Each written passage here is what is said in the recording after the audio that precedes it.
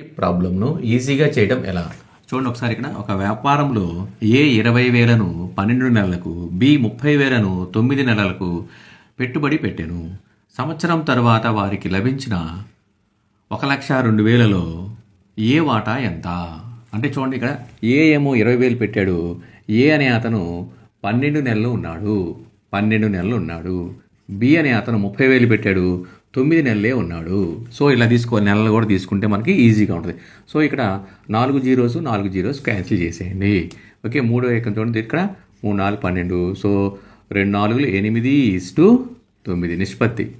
So 8:9 నిష్పత్తిలో లాభాలను పంచుకోవాలి. సంవత్సరానికి వారి వచ్చిన లాభము 1,02,000 అయితే అంటే చూడండి ఇద్దరికీ కలిపి లాభము అంటే 17. 8 + 9 17 అనగా 1,02,000 అయితే ఏమడిగాడు మనకి ఏ వాటా? ఏ అంటే ఎంత? 8 ఏ వాటా ఎంత? ఓకేనా, చూడండి 8 × 1,02,000 డివైడెడ్ బై 17. 17 యొక్క దీంట్లో 6 టైమ్స్ పోతే ఇక్కడ 0 0. సో ఇక్కడ హ్యాచ్ వేసుకుంటే 48,000. సో మనకు కావాల్సినటువంటి ఏ వాటా ఎంత వచ్చింది?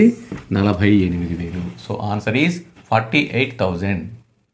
ప్రాబ్లంను ఈజీగా చేయడం ఎలా? చూడండి ఒకసారి ఇక్కడ ఏబీలు 17,550 రూపాయలకు ఒక పచ్చిక బయలును అద్దెకు తీసుకొనిరి. ఏ తన 10 ఆవులను 7 నెలల పాటు, బి తన 12 ఆవులను 5 నెలల పాటు మేపుకొనిన అయినా ఆ అద్దెలో ఏ వాటా ఎంత? చూడండి ఏ అనే అతను 10 ఆవులు ఇంటూ 7 నెలలు, బి అనే అతను 12 ఆవులు 5 నెలల పాటు మేపుకున్నారు. అయితే వాటాల నిష్పత్తి చూడండి. ఇప్పుడు ఏమవుద్ది? ఇక్కడ దీంట్లో 5 ఏకం తీసుకుంటే ఇక్కడ 5 × 10, 2 ఏకం దీంట్లో 6 టైమ్స్ కాబట్టి 7:6. మొత్తం వాటాలు 13. సో ఇక్కడ 13 అనగా ఏ ప్లస్ బి ఈజ్ ఈక్వల్ 13 అనగా ఎంత? మొత్తం 17,550 రూపాయలకి అద్దెకి తీసుకున్నారు. అయితే ఏ వాటా? ఏ అంటే 7 అనగా ఎంత అని అర్థం. ఓకే, చూడండి ఇక్కడ 7 × 17,550 డివైడెడ్ బై 13. 13 ఏకం దీంట్లో 135 దట్ ఈజ్ ఈక్వల్ టు దీన్ని ఇంటూ చేసేసుకుంటే 9,450 రూపాయలు అద్దె కట్టాలి. ఏ యొక్క అద్దె ఎంత కట్టాలంటే 9,450 రూపాయలు. ప్రాబ్లంను ఈజీగా చేయటం ఎలా? చూడండి ఒకసారి ఇక్కడ ఏ కామా బీలు వరుసగా 24,000 మరియు 27,000తో ఒక వ్యాపారాన్ని ప్రారంభించది. 9 నెలలకు ఏ వ్యాపారము నుండి వెళ్ళిపోయిన సంవత్సరాంతమున వచ్చిన లాభము 40,000 అయినా బి వాటా ఎంత? చూడండి ఏ అనే అతను 9 నెలల తర్వాత వెళ్ళిపోయాడు. అంటే 9 నెలలు వ్యాపారంలో ఉన్నాడు. బి 12 నెలలు ఉన్నారు. ఇది పెట్టుబడుల నిష్పత్తి. ఓకే, ఇప్పుడు మనం క్యాన్సిల్ చేసుకోవచ్చు. చూడండి 3 3 అయిపోయింది. 9 ఏకం దీంట్లో 3 సార్లు, 12 ఏకం దీంట్లో 2 సార్లు. కాబట్టి 2:3 వచ్చింది నిష్పత్తి, వాటాల నిష్పత్తి. అంటే దీని ప్రకారంగా మనం వచ్చిన లాభాలను పంచుకోవాలి. ఎందుకని? పెట్టుబడులు ఇలా పెట్టారు కాబట్టి. వాళ్ళు ఉన్నటువంటి వ్యాపారంలో ఉన్నటువంటి నెలలు, సంవత్సరాంతమున వచ్చిన లాభం 40,000 కాబట్టి మొత్తం ఇక్కడ 5 అనగా 40,000 అయితే బి వాటా ఎంత? బి అంటే 3. చూడండి బి వాటా 5 ఏంటి? ఇక్కడ ఏ ప్లస్ బి అంటే 2 + 3 = 5. బి అంటే ఎంత? ఇక్కడ 3 అనగా ఎంత? చూడండి 3 × 40,000 డివైడెడ్ బై 5. 5 ఏకం 5 8 40. చూడండి ఇక్కడ 8 3 24,000. సో బి వాటా ఎంత? 24,000. So answer is 24,000. ప్రాబ్లంను ఈజీగా చేయడం ఎలా?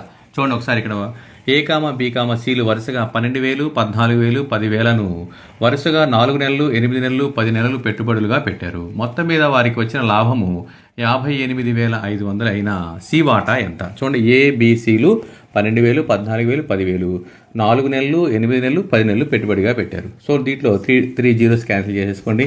ఇక్కడ 2 table 2 times, 2 table 4 times, 2 table 5 times, మళ్ళీ 2 టేబుల్ 2 టేబుల్ 2 టేబుల్. సో 12:28:25. ఓకేనా, ఇదంతాను ఇది.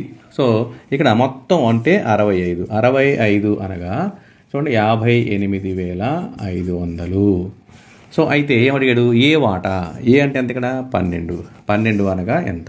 చూడండి 12 × 58,500 డివైడెడ్ బై 65. 65 అనేది దీంట్లో 9 టైమ్స్ పోద్ది. That is equal to 10,800. So A యొక్క వాటా 10,800. So answer is 10,800.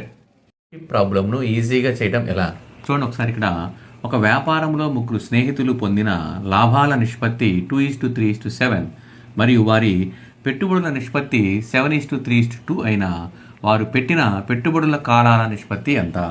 కాలాల నిష్పత్తి ఈజ్ ఈక్వల్ టు పెట్టుబడుల నిష్పత్తి డివైడెడ్ బై లాభాల నిష్పత్తి. చూడండి పెట్టుబడుల నిష్పత్తి అంటే 7:3:2, లాభాల నిష్పత్తి అంటే divided by 2 divided by 3 divided by 7.